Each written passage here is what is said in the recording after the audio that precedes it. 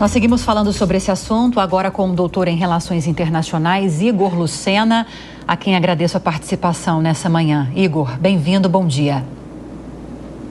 Muito obrigado, é um prazer estar aqui com vocês de manhã. Há uma preocupação muito grande para além dessa possibilidade de 800 bilhões de euros para ajudar na defesa da Europa, para ajudar na defesa da Ucrânia, que agora perde o apoio dos Estados Unidos, uma possibilidade de uma aliança um pouco mais consolidada entre Washington e Moscou. De que forma isso poderia mexer com a guerra? Olha, isso já mexe muito com o conflito, mas eu vejo isso como uma maneira extremamente positiva. Se existe uma coisa que fez com que a União Europeia acordasse para a sua própria defesa, foi o primeiro mandato de Donald Trump, e isso foi depois reconhecido por todos os líderes europeus. Quando a gente está falando desses valores de 800 bilhões de euros, eles envolvem fundamentalmente esses 150 bilhões em empréstimos, mas também parte dos fundos de coesão que aqui na União Europeia servem para você nivelar o nível de desenvolvimento econômico dos países, serão alocados para a defesa. A gente vai ter também que parte de recursos poderão ser utilizados vindo de emissão de dívida conjunta que foi utilizada na pandemia. Isso é um ponto fundamental que ninguém imaginava que iria ocorrer novamente, uma emissão de dívida da União Europeia com todos os países e principalmente o relaxamento do chamado 3% de déficit, que é o nível que todos os países podem ter no máximo em relação aos seus gastos nacionais. O relaxamento disso vai fazer com que os Estados-nações possam entrar em déficits das suas contas públicas se for utilizado para a defesa. Países como a Alemanha, a Holanda, que eram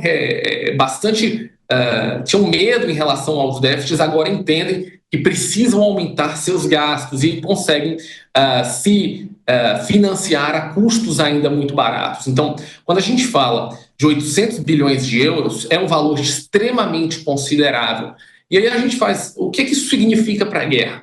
Isso significa que os inimigos da União Europeia hoje, mais especialmente a Rússia, como uma nação que invade território europeu, como a gente está vendo na Ucrânia, vai pensar duas vezes em como se rearmar. Dito isso porque a situação econômica na Rússia é complexa, eles devem entrar no estágio de inflação ainda no final deste ano, se não tiver o fim do conflito. Então, esses valores significam, de fato, um sistema maior de proteção. E por que é importante para a União Europeia? Porque existem países como a Áustria que não fazem parte da OTAN e precisam, sim, de proteção do bloco. Também já é negociado dentro aqui do bloco a possibilidade de uma espécie de união de exércitos para criar um corpo diretivo de exércitos europeus para autodefesa. O próprio presidente Emmanuel Macron já disse que está aberto para que a sua capacidade de defesa nuclear seja disponível a outros países. E ontem mesmo, a Polônia aumentou seus gastos militares e vai chegar até 5% do PIB, se tornando um dos países da OTAN que mais gasta. Então, o ponto que a União Europeia vê é o seguinte: se não podemos mais contar com os americanos, vamos fazer nossa própria defesa, e a nossa própria defesa, os nossos próprios recursos serão suficientes para impedir o avanço dos nossos inimigos. O professor, o que a gente observa é uma espécie de rearranjo aí das relações internacionais entre esses grandes atores, entre esses grandes players. Isso é definitivo ou isso muda ao sabor da saída, por exemplo, do Donald Trump do poder numa próxima eleição? Eu acho que isso não é uma questão política específica de Donald Trump. Muito mais, Nonato, a gente está assistindo a uma mudança de paradigma de relações internacionais. A gente viveu durante 70 anos o liberalismo das relações internacionais, onde o principal ponto das nações era o comércio e o desenvolvimento econômico. A gente vive agora no que chamamos de neorrealismo, onde o principal ponto é a segurança.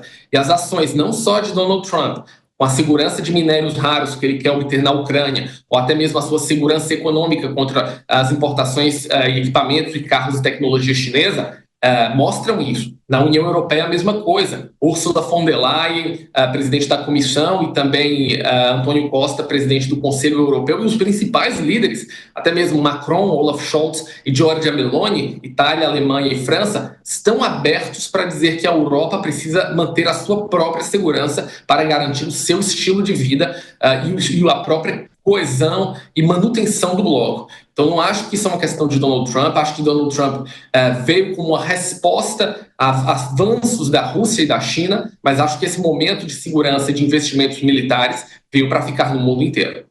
O tarifaço de Donald Trump preocupa muito para além dessa atuação na guerra entre Rússia e Ucrânia. E eu quero te ouvir sobre isso, Igor, porque desde ontem a gente está falando sobre a intensificação dessa guerra tributária, as taxas extras de importação já valendo para produtos canadenses e mexicanos, um reforço na tributação também, que já existia, de produtos chineses. E aí alguns especialistas apontam todo esse fato como uma janela de oportunidade para as exportações brasileiras, sobretudo o agronegócio. Queria te ouvir sobre essas frentes. Olha, eu acho que todo esse tarifaço do presidente Donald Trump, ele obviamente joga com a sua própria estratégia de tentar ter acordos comerciais melhores. O próprio primeiro-ministro Justin Trudeau já disse que abertamente que Trump quer destruir a economia canadense para tentar anexá-lo, que eu acho um pouco exagerado, mas na prática Trump joga com os piores momentos de tarifas contra os líderes ao mesmo tempo para tentar fazer negociações. Isso é muito questionável, porque o impacto inflacionário pode ser mais rápido do que os acordos. E ontem mesmo a gente viu uma queda de mais de 800 bilhões de dólares das ações e ações de empresas que apoiam Donald Trump, principalmente no setor tech.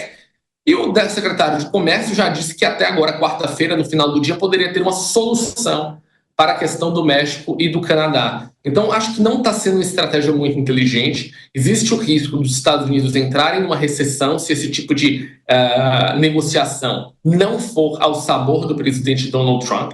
E a gente não sabe como isso vai acontecer agora.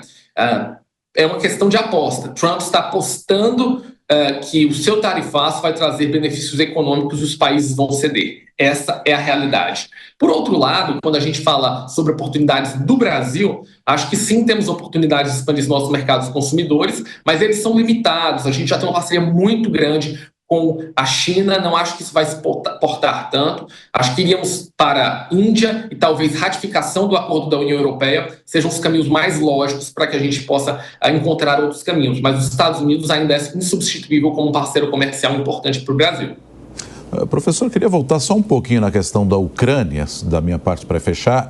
A gente teve ontem um Zelensky dizendo que está pronto para trabalhar com o Donald Trump após aquela humilhação que ele passou naquela conversa lá no Salão Oval. Ele ficou emparedado, sem saída, professor? Ele está extremamente emparedado, ele sabe que pode perder mais da metade dos recursos, e se perder esses recursos, mais territórios serão anexados pelos russos.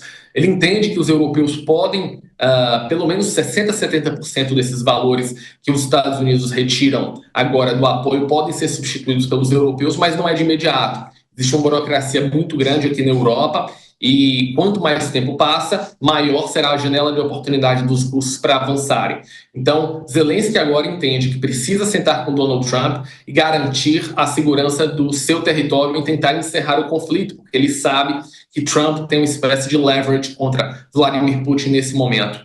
E para Donald Trump, a necessidade de garantir um acordo de avanço sobre recursos naturais da Ucrânia é fundamental, porque ele entende que se os russos tomarem esses recursos naturais em parceria com os chineses, eles terão a capacidade de desenvolver armas de alta tecnologia superiores até mesmo a armas que os Estados Unidos têm. Então, Zelensky está sim emparedado, mas Donald Trump quer também resolver esse conflito. Então, acho que a gente pode ver algum tipo de acordo entre Estados Unidos e Ucrânia até o final dessa semana. Zelensky não tem muitas opções daqui para frente.